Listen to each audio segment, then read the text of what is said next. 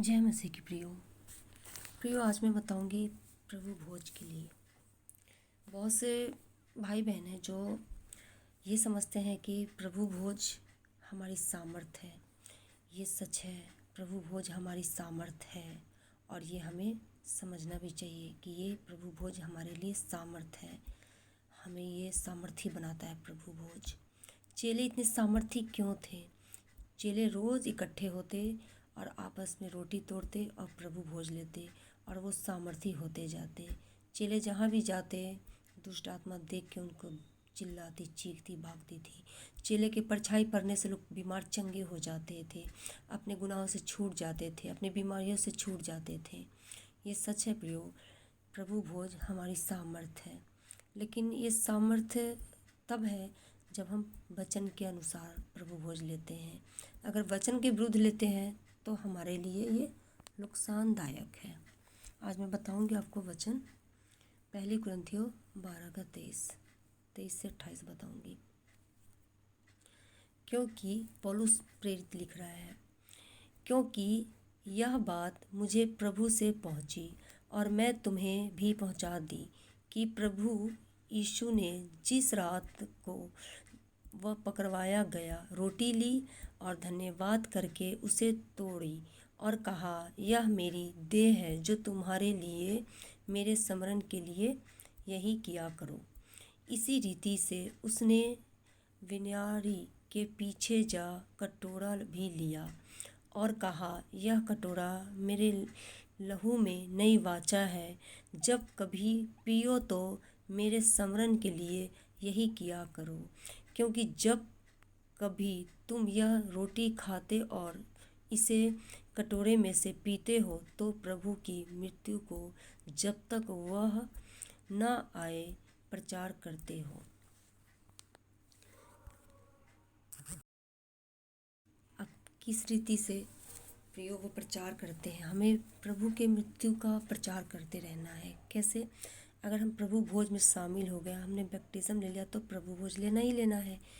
तो हमें जब तक प्रभु ना आए, हमें प्रभु के बारे में हर एक व्यक्ति को बताते रहना है कि प्रभु की मृत्यु का प्रचार करते रहे। वो हमारे लिए मारा गया, गाड़ा गया और तीसरे दिन मुर्दों में से जी उठा। तो हमें प्रभु के इस मृत्यु के देह का प्रचार करते रहना प्रियो।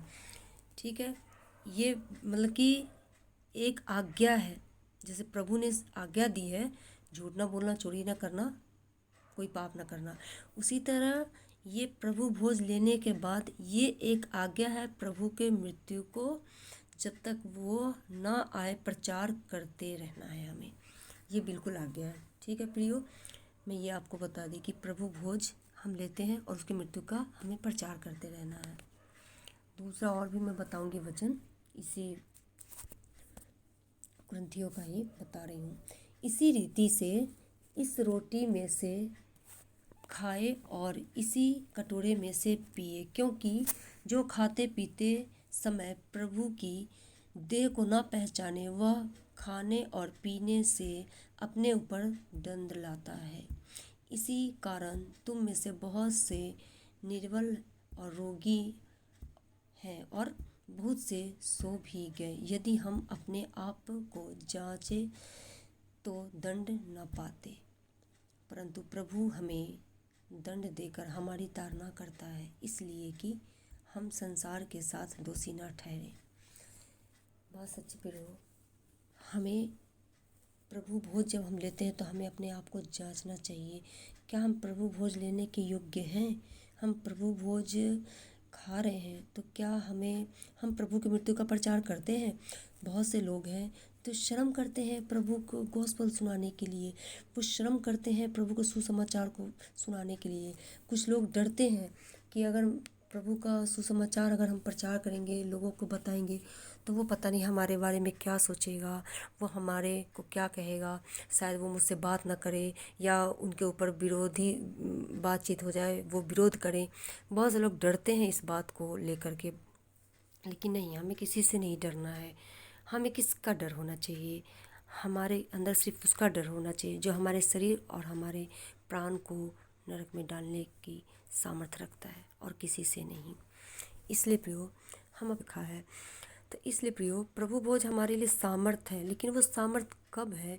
जब हम प्रभु की रोटी को समझे कि ये रोटी नहीं, ये प्रभु यीशु का देह है। और जब हम उस जूस को लेते हैं तो हम उसे जूस ना समझें, हम ये समझें कि ये प्रभु का लहू है जो मेरे लिए बहाया गया।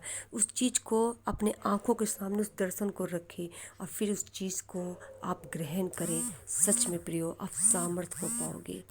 ये मेरा आजमाया हुआ है। ये हैं एक टाइम में प्रभु बिल्कुल सबके सामने होते थे। आज से बहुत साल पहले जो प्रेरितों के साथ में, चेले के साथ में चला करते थे, और आज वही प्रभु हम सबके साथ हैं, लेकिन वो लिखित और पवित्र वचन के रूप में, वो बाइबल के रूप में हमारे साथ है, हमारे पास है। तो हम इस चीज़ को हमेशा याद रखें प्रियो।